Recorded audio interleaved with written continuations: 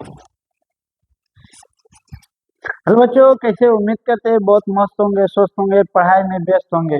दोस्तों, आज हम लोग जानेंगे क्लास 10th का पहला चैप्टर जिसका नाम है श्रम विभाजन और जाति प्रथा। ठीक ना बच्चों?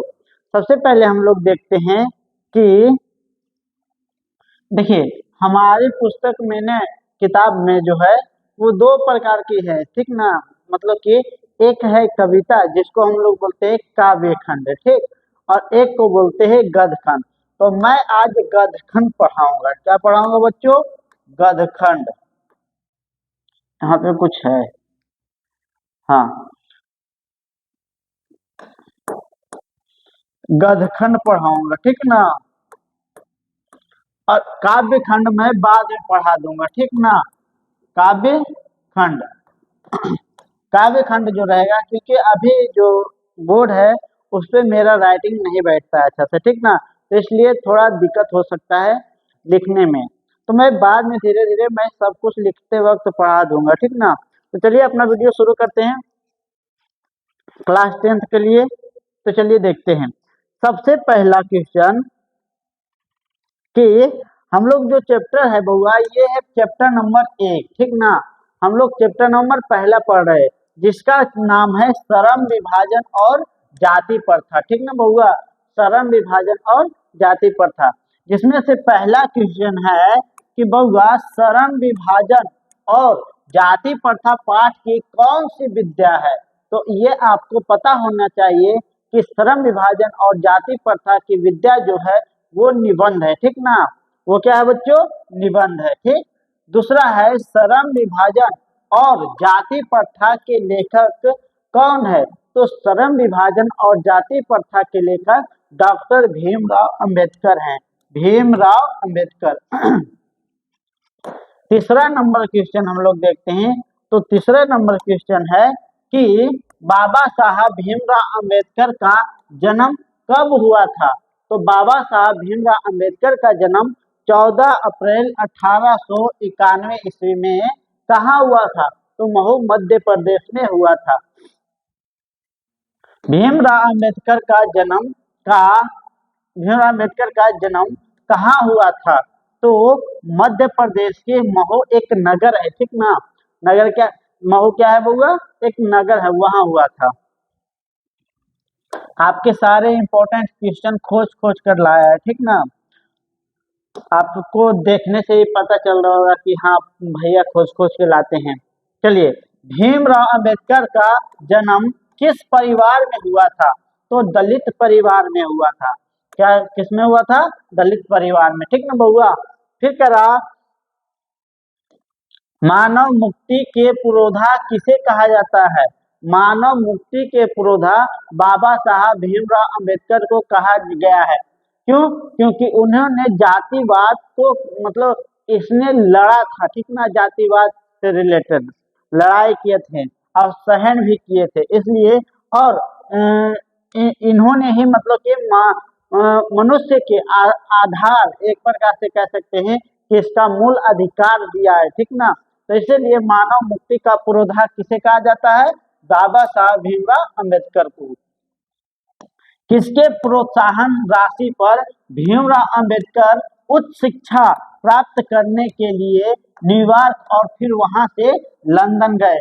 तो बड़ौदा नरेश के पास, बड़ौदा नरेश पैसे दिए थे डॉक्टर भीमराव अंबेडकर को, और उसी से वहां से फिर गए थे न्यूयॉर्क, और फिर वहां से कहाँ पहुंच गए थे? लंदन पहुंच गए थे। तो बड़ौदा नरेश के प्रोत्साहन से, मतलब उन्होंने पैसे दिए थे भीमराव अंबेडकर को, ठीक ना बबुआ। अब हम लोग अगला क्वेश्चन देखते हैं। तो अगला क्वेश्चन है कि भीमराव अंबेडकर के चिंतन व रचनात्मक के प्रमुख प्रेरित व्यक्ति कौन थी। मतलब कर रहे कि भीमराव अंबेडकर जो है किन लोगों से प्रभावित होते थे। तो बताते हैं, एक रहते थे बुद्ध भगवान जी। एक कौन थे? बुद्ध भगवान जी, बुद्ध और कबीर, इन सभी को आप जानते होंगे। और एक थे ज्योतिबा फुले, ज्योतिबा फुले, ठीक ना। कौन थे? बुद्ध भगवान जी थे, कबीर साहब थे और ज्योतिबा फुले साहब थे, ठीक ना। अब हम लोग अगला क्वेश्चन की ओर बढ़ते हैं। तो अगला नंबर क्वेश्चन है, तो ये दिया हुआ है यहाँ, बुद्ध, कबीर और ज्योतिबा फुले, ठीक बच्चों। अब देखिए अगला क्वेश्चन है कि भारत के संविधान निर्माण में किसकी अहम भूमिका थी? तो भारत के संविधान निर्माण में डॉक्टर भीमराव अम्बेडकर की अहम भूमिका थी, क्योंकि उनको अध्यक्ष बनाया गया था, ठीक ना बउआ। किनकी थी? डॉक्टर भीमराव अम्बेडकर की। अगला प्रश्न है कि भीमराव अम्बेडकर की मृत्यु कब हुई, कब और कहाँ हुई थी? तो बाबा साहब भीमराव अम्बेडकर की मृत्यु 6/12/1956 ईस्वी में दिल्ली में हुई थी। कब हुई थी? 6 दिसंबर 1956 ईस्वी में दिल्ली में इनका निधन हो गया था, ठीक ना बबुआ। अगला नंबर क्वेश्चन रखते हैं। तो अगला नंबर क्वेश्चन है कि the caste in India, the caste in India के लेखक कौन है? तो डॉक्टर भीमराव अम्बेडकर है। यही नहीं, मैं 5-6 किताब का नाम बताता हूँ जो डॉक्टर भीमराव अम्बेडकर का प्रसिद्ध किताब है, ठीक ना। इनमें से आपको कुछ ना कुछ ऑब्जेक्टिव पूछ देते हैं, तो ध्यान से सुनिएगा। पहला है द कास्ट इन इंडिया, दूसरा है बुद्धिज्म एंड हिज धम्मा, तीसरा है who are they, who are Shudras, पांचवा हो गया, चौथा पांचवा हो गया, ठीक ना। और भी है द अनटचेबल, छठा हो गया, यही है, गांधी जी पर है द अनटचेबल, ऐसा ही करके है, ठीक ना। और भी है, तो ये इतने किताब, ठीक ना। ये इन सभी जितने भी किताब का नाम लिए नहीं, उसी में से आपको ऑब्जेक्टिव पूछता है, ठीक ना। अब हम लोग बात करते हैं इन्होंने ये जो था बुद्धिज्म एंड कम्युनिज्म के लेखक कौन है? तो मैंने इसका नाम बोला है, बुद्धिज्म एंड कम्युनिज्म, ये भी पूछते हैं, ठीक ना। एक बुद्धिज्म एंड हिज धम्मा, ये भी पूछते हैं, ठीक ना। तो ये हो गया। कम्युनिज्म के लेखक कौन है? Baba Saheb Bhimrao Ambedkar. Buddha and his dhamma, Buddha, Buddha and his dhamma, यही है बुद्धिज्म एंड हिज धम्मा। इसी को लेखक कौन है बउआ? बाबा साहब भीमराव अम्बेडकर। भीमराव अम्बेडकर, बाबा साहब, लास्ट में लिख दी बाबा साहब। चलिए कोई बात नहीं। अब देखिए अगला नंबर क्वेश्चन रखते हैं कि बाबा साहब भीमराव अम्बेडकर का संपूर्ण वाङ्मय जो है कितने खंडों में प्रकाशित है? तो बाबा साहब भीमराव अम्बेडकर के जो सारे किताब है वो टोटल 21 खंडों में प्रकाशित है, ठीक है ना बउआ। कितने खंडों में प्रकाशित है? टोटल 21 खंडों में, 21 खंडों में प्रकाशित है। फिर कह रहे कि श्रम विभाजन जो है और जाति प्रथा बाबा साहब भीमराव अम्बेडकर के किस भाषण से लिया गया है? तो बाबा साहब ये जो निबंध है बउआ, ये लिया गया है एनिहिलेशन ऑफ कास्ट से, एनिहिलेशन ऑफ कास्ट से।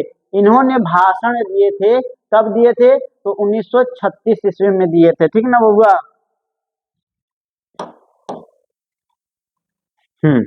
आगे हम लोग बढ़ते हैं। बाबा साहब के विख्यात भाषण एनिहिलेशन ऑफ कास्ट का हिंदी रूपांतरण किसने किया? तो इनका हिंदी रूपांतरण ललय सिंह यादव ने किया। किसने किया? ललय सिंह यादव ने किया था। कह रहा भारत में बेरोजगारी का प्रमुख और प्रत्यक्ष कारण किसका है हुआ?